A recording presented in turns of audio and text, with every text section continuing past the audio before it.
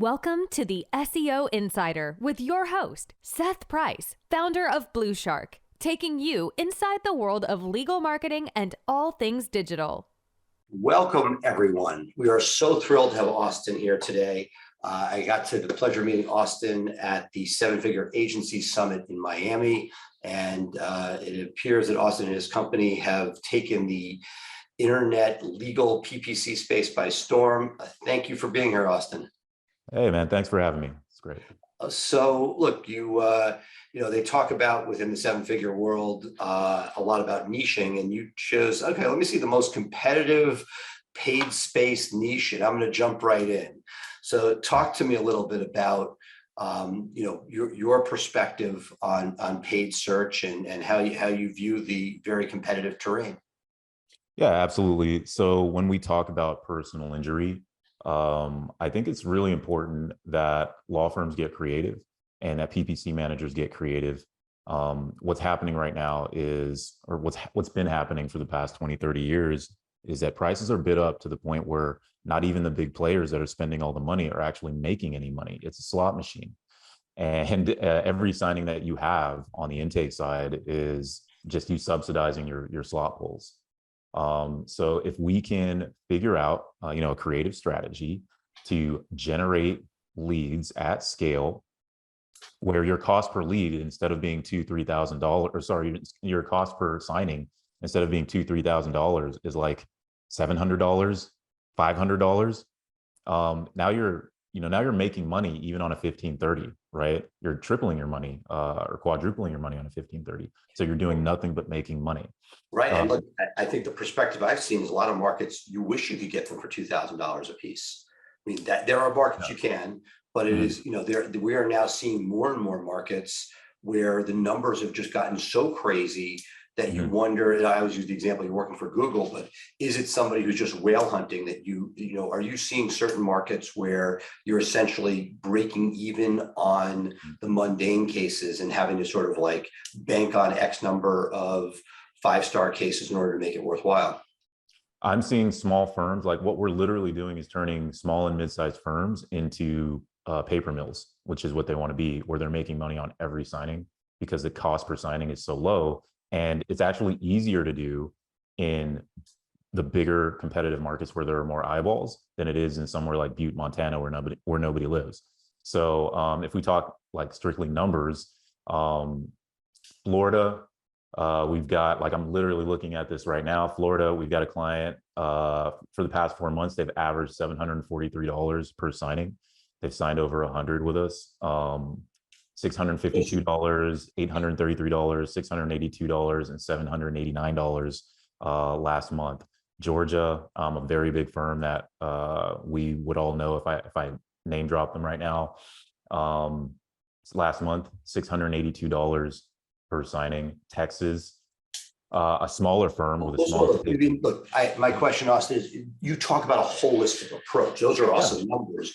What is it, philosophically that, or how do you view this, or what's the, this is something that you seem to be, onto something. Talk to me a little bit about your approach, how you break this stuff down. Yeah, sure. So I look at 3 KPI pillars. We're not just responsible for a low cost per lead. We want to be responsible for a low cost per lead, a high contact rate, and then a high conversion rate on the sales side. That's where these numbers are coming from. And so on the conversion side, or how we're getting such a good low cost per lead, is that we're not going after the typical stuff that lawyers go after, which is personal injury attorney near me. So we're using audiences and behavioral markers in these audiences that are indicative of a person who's been in a car accident. So instead of going for something obvious and waiting for somebody to do something where all the competition is, there are behaviors that people exhibit and searches that they make where it's clear that they've most likely been in a car accident. And if we can target those people at that point, then we're turning a $200 click into a $10 click. So that's part one. And then part two is analyzing the phone number pool of the law firm. So you own a personal injury law firm, correct? Correct. Price Pedals. How many phone numbers do you guys have in your number pool? A gazillion. And how many of those phone numbers are marked as spam likely? Very, very good point. We try to keep it as minimal as possible, but because we're not making as much outbound from those. We don't, we care about the ones we're making outbound calls. A number pool for outbound you're talking about. Yeah, number pool for outbound. Right, number pool for outbound. So the number pool for outbound, yes, being very quick. I see this with the mass tort firms, spending time and attention to make sure you're white labeling those numbers. Well, you also have a number pool for QC, correct? So people are coming back and they're following up with clients. They're doing chases when people. Correct. Yeah. Okay. So there are tons of different algorithms out there that are private or semi-private. There's Nomo Robo. There's Haya. But then there's also T-Mobile. There's AT&T. These companies have their own algorithms, and they're basing spam likely on the length of a conversation and whether or not those phone calls are being red buttoned. So if your people are in chase mode, or they're chasing down, a signature, or they're running QC, it's very likely that some of those numbers in your number pool are spam likely. So we go in and we analyze that for the client. And we make sure that the client has the cleanest numbers, and we run the remediation on those numbers. We're not relying on the client to do it. So we're taking the reins there. And then finally, on the sales side, we want to influence your intake team's ability to sell. Most personal injury firms don't have a single salesperson on their front line. They have a bunch of intake people. They have a bunch of people that are survey takers. If we can help the team become killers with what we know about our campaign, and turn them into people that can turn a no into a yes, or take a person that's a 7 out of 10 likely to sign into a 10 out of 10 in that one initial phone call, then we can greatly reduce the cost per signing, greatly elevate the sale rate for the client. And that's how we're getting those numbers, by taking a holistic approach, turning everything into a number. And where we're going with this, and where I think the industry is going, is applying AI to the conversation and really digging in to not only the scripting, which AI is going to help a great deal with, but then adherence to that scripting and developing a smart script that essentially evolves over time to know, the perfect thing to say to a certain client from a certain source that's been in a certain accident that is of a certain gender, demographic, etc. That's where things are going. And where do you actually control? Do you have your own intake, or are you training the individual intakes for the different law firms that you work with? Yeah, good question. So we don't do intake to the point where we're, grabbing your rep forms and signing people up. What we do have is essentially follow-up assistance. So we get the same pool of clients that you're getting, on the form submissions and stuff like that. We load it into a dialer, and then I have people that I've trained. And so what all they're doing is they're warm transferring the leads that you already have, so that your contact rate goes up even more. So you're actually doing the chase internally and then transferring back to the firm? Yeah, we assist the firm in the chase. We don't take on any firms that don't want to do any chasing at all, though. Right, meaning it's not like you're talking about somebody who's called, spoken to them, but not signed at time of conversation, or ones where it's a form and a miss and you have to get a hold of them. What do you consider the chase? The latter, form submission, and then we get a hold of them to help the client increase their contact rate. Are you playing primarily the Google PC game, or are you doing paid social? What's the mix of what you find effective? Yeah, so what we find effective is using inventory that is not search. So it could be display, it could be alternative inventory, it could be data that we leased, where the behavior is, indicative of a person who's probably been in a car accident, and then we offer up some kind of informational offer that is sponsored by a law firm, and then the law firm has you're basically saying, yeah, I want the law firm to contact me, obviously. That's our play, and that's how it's primarily a paid social play where you get better demographics, not search, which is super expensive, but maybe as far as from a cost per actual click, but you're basically looking at the environment, figuring out who's more likely to have been injured than others, putting your place out there, having a lead magnet, and then bringing them in, which I assume is why you need to have some sort of amazing chase, because I know from personal experience, getting social to get the phone to ring is one thing. Getting the phone to ring with monetizable calls is obviously the ultimate, 1-2 combination. I never said social. We don't use social. No social. None. I mean, I don't like social for that reason. Actually, I mean, people forget that they even filled out a form on social, so it's no good. But if a person is, I mean, we could use, we could look at Google PPC, but there's all kinds of other PPC out there. There's the thing about digital marketing is that digital marketers are essentially users of tools. And if they don't know what tool to use, then they'll never gain the traffic, from that particular place. So one thing that sets us apart, or makes us a little bit different, is that we're willing to dive into any audience. We'll try out, any alternative inventory that we can to see if it has legs. And then on top of that, we want to see what's the technique going to be for that particular kind of inventory. And is this something where we can get the cost per lead down to such a low rate that all it's going to come down to is salesmanship? Then let's help the client with that salesmanship, and then they're off to the races. Right. That's really interesting. I have not heard somebody who's taken such a sort of interesting holistic approach. There are a lot of people that are playing the paid social game, which I have not fully gotten. So it's interesting to hear that that's not where you are in the paid search game. Is the traditional paid search game, obviously very expensive, and ROI, it's sort of more traditional. You again, I'm going to take you back. You talk about a holistic approach. It sounds like it's a combination of, inexpensive but targeted inventory, converting with particularly good sales techniques that has funneled things to the point where you can get that ROI, because it is a margin game, right? It's everything that we're doing here is about trying to find somebody at that point of need. Give me examples. I think you learn a lot from this. What are some of the sort of lessons learned of things that you saw that didn't work? Like what are things that sort of conventional wisdoms that you hear out there all the time, where you're like, at least for you, you're like, this is not something that I love. You mean in terms of tactics, or? Yeah, just saying, I'm trying to staying away from your secret sauce, saying, what have you tried and said, hey, people love this, but I just don't get it. You know what? In, I believe 2020, was it 2021 or 2022? We were, for I guess a couple of months, the #1 pay per call company in like the nation or something like that. So we had some pretty good success, not just with this program, but with another program before that.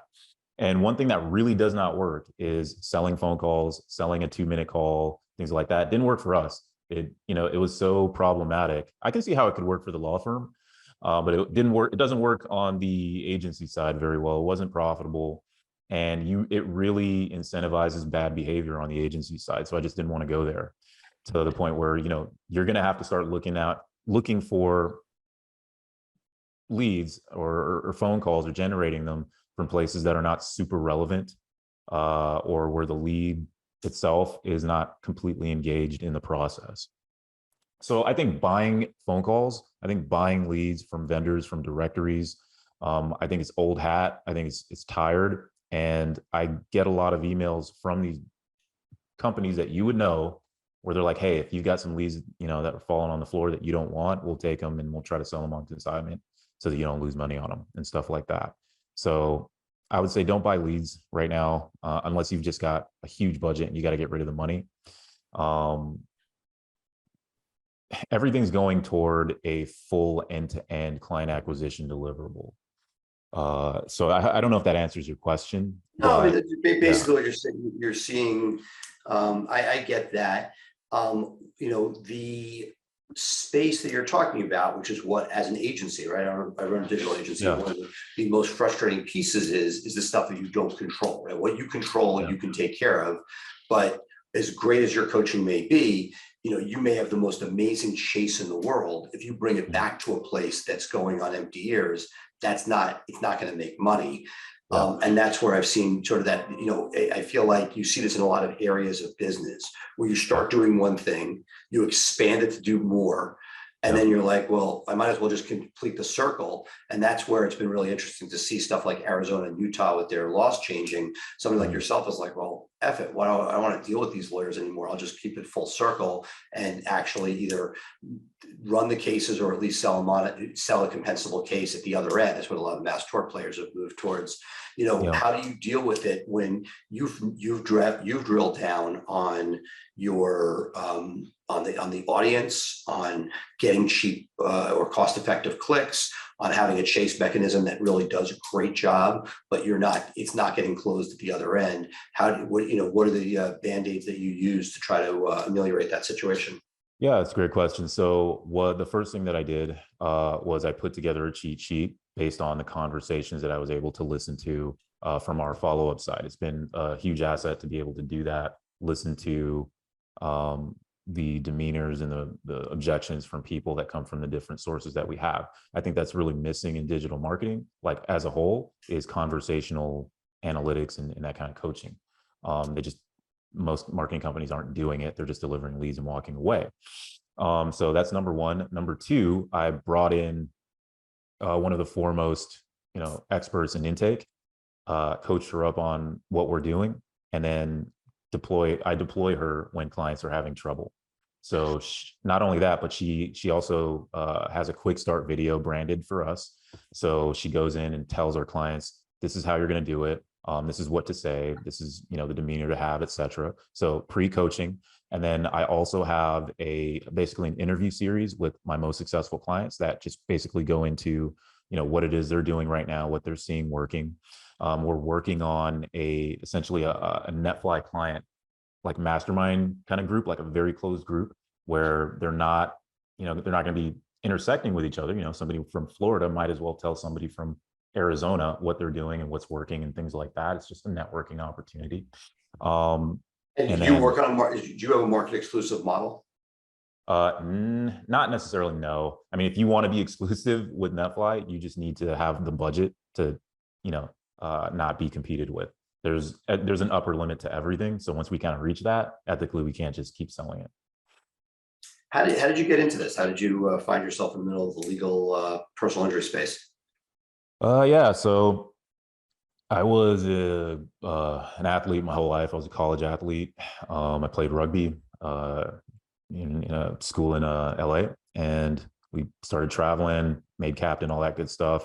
And I had two options. I could either go play for money, overseas or whatever, or I could do what I was already doing, which was get into digital marketing. My original idea was just go get a job at it. I was decent at it. I was paying my way.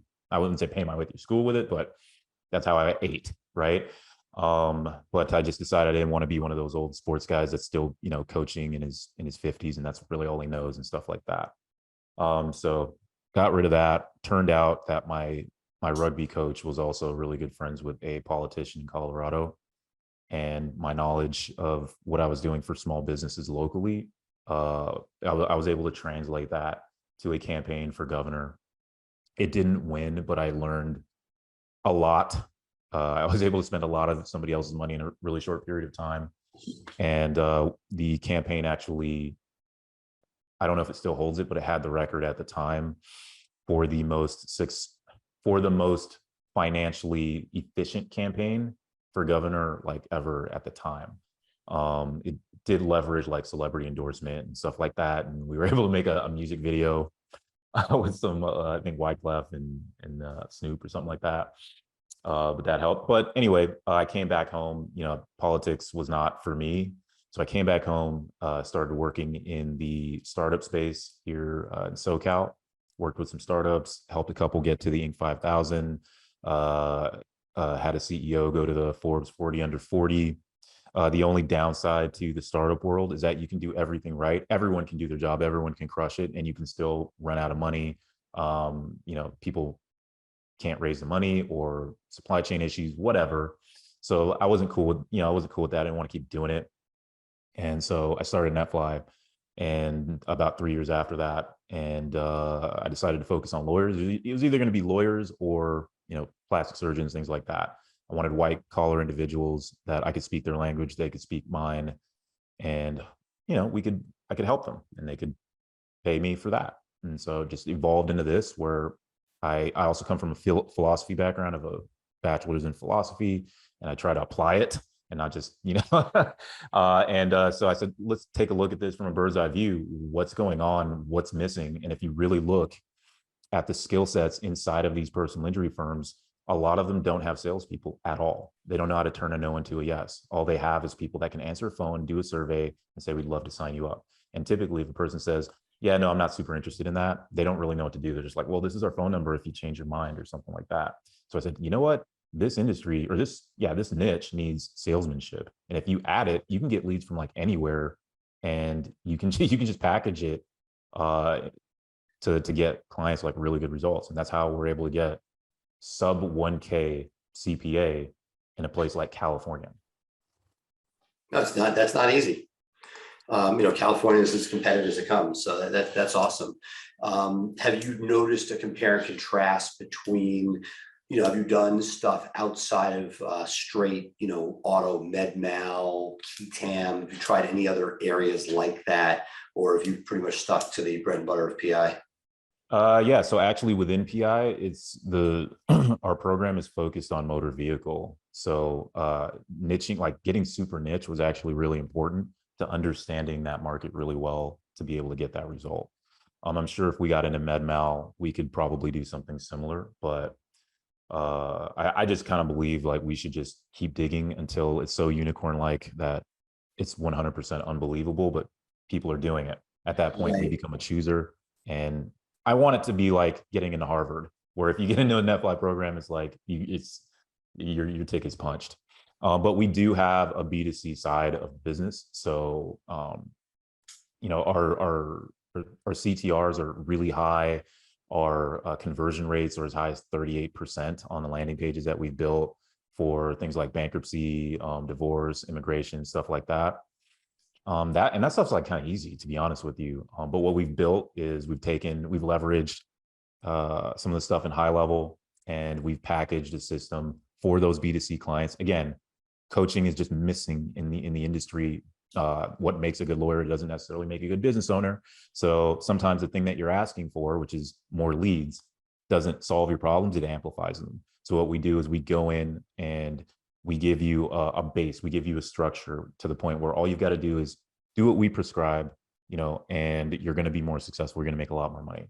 So I'm just wrapping up a case study video where a client did $77,000 in the first 28 days with the program on the B2C So side. you had mentioned sort of early in the interview that you did something, but you don't do that, or it was clear. But do you find that certain techniques that you're always having to evolve, that stuff that may work for a year or two, starts to see less of a return, and you're always trying to, figure out how to push the envelope, or is are many of the techniques sort of tried and true? No, absolutely not. I take it, I look at this the same way that probably a software company would look at their business. We want to be better and more innovative than we were 2 quarters ago. So every quarter, we're working on something new, some kind of integration, some kind of audience. I have what they call an R&D budget. So it's very much like building software, building a car, where it's like, we want it to be better, faster, stronger than it was before. So I talked a little bit about AI. We're all in on AI, in terms of servicing the client. I want 100% of client conversations to be listened to and analyzed by a robot, so that when we do have that smart script, which is also developed by that same AI, the AI can go in and create a new category of analytics that currently does not exist, right? Which is, this is exactly what you say to this kind of person, and this is the rate at which an individual is adhering to that. And then here's the leaderboard. If you have that, then you have basically, I wouldn't say closed loop, but you've got full circle analytics. And from a bird's eye view as an owner, you can say, okay, this is what's happening. That way you're not just doing, you have a very, unique experience, because you understand it from the client side, but you also understand it from a vendor side. What's the most common thing that you hear your personal injury attorney say about a lead source or a vendor, which is, well, their leads are no good. Their leads don't work, right? It could be something else. It could just be that the people on your front line, those people that you're paying the least to do the most important work, just don't like the lead source. They don't jive with it. it doesn't fit their personality or whatever, but you need to understand whether or not they're adhering to the right things to say and do. If they're doing that, then it should work. If they're not doing that, then of course it's not going to work. But if somebody else is crushing it nearby and you're not, then it ain't the lead source. That's actually the control. You're the variable. And that's what we want to like uncover.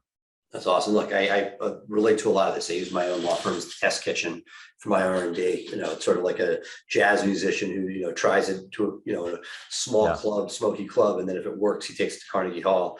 The things that sort of two things that you said on AI that I'd love to wrap up with, one of which is, you made me think of something which I'm not sure that we're doing, but we should be doing if we're not. I don't know. I couldn't tell if you're doing this or if this is something I just took away, which is the thing about AI is it can extract anything from anything. But imagine if you took only the cases that closed and emulated what was there and tried to I'm not far enough along, but if you could somehow have AI A/B test, this is ones that did and these are the ones that did, and start to fine tune what those differences are, that'd be pretty freaking cool. That's exactly it. That's exactly where this is all going. Right. That's exactly where it's all and some going. of it's not quite there yet, but I assume that people like you and I just want to be there when it is ready for prime time. Because you get an extra 12 or 18 months out of it when that is possible fully, right? Well, I'll say this, the way conversational analytics is always going to work, or most likely going to work for the foreseeable future, that it's going to take audio, it's going to transcribe it, and then it's going to analyze that transcription, because that base layer of coding and understanding is already there. So it's gonna listen, transcribe, and then analyze. And that technology already exists. There are already AI companies that do that. That's not, strapping on some audio analysis and then strapping on a recording, transcribing it, and then prompting AI to say, okay, analyze this for X, Y, and Z. That's not like super difficult. You can do that today, trust me. But where I think everything is going, and where I think agencies are going to have the leg up if they move on it early, is they're going to have more data than the agencies that are waiting for somebody to push out some tool, some product, right? Because what we're doing is we're looking at our entire client roster now, and we're saying, okay, we're looking at it like a league. Who is the Michael Jordan of this league?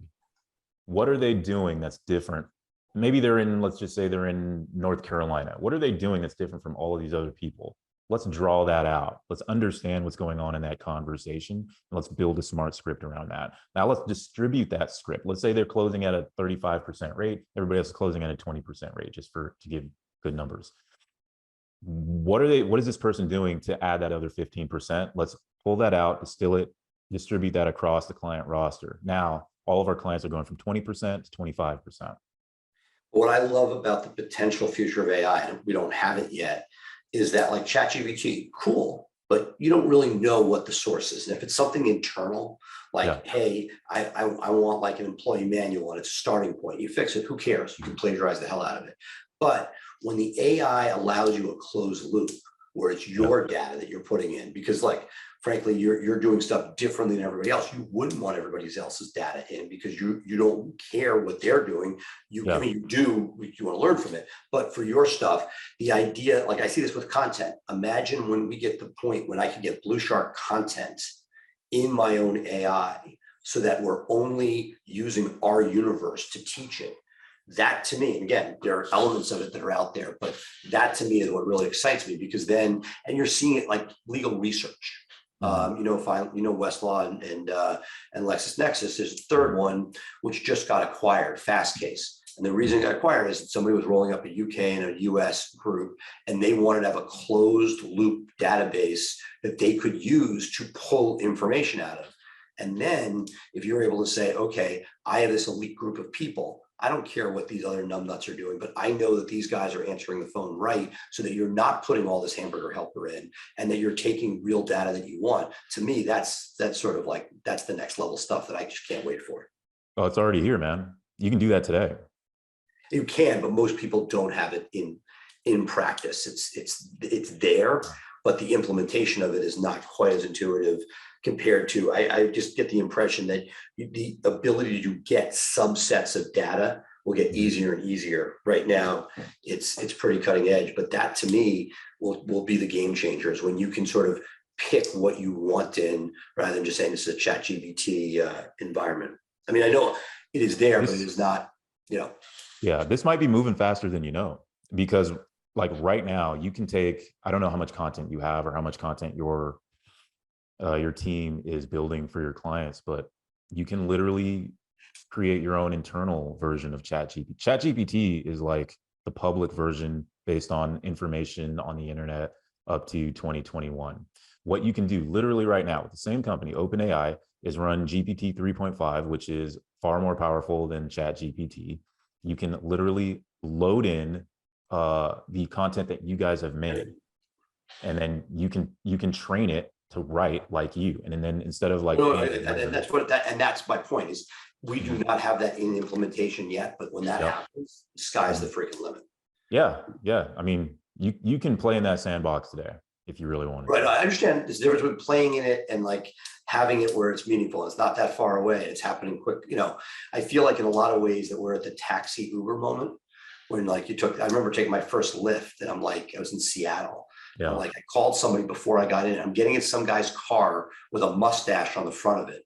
Like this thing is really dubious.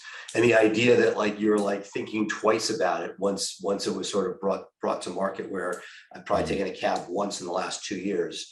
By comparison, it's just very, very excited about what's there. No, exactly what you're talking about is there. I just most of us don't have that closed yet. But when that loop closes, I mean, again, it's almost there. I mean, I can't wait. Yeah. Very cool. Exciting times. Yeah. Well, Austin, thank you so much. This has been great, and I will definitely have your information in our comments here. And I can't wait for our next hopeful in-person meetup somewhere in a nice, friendly climate.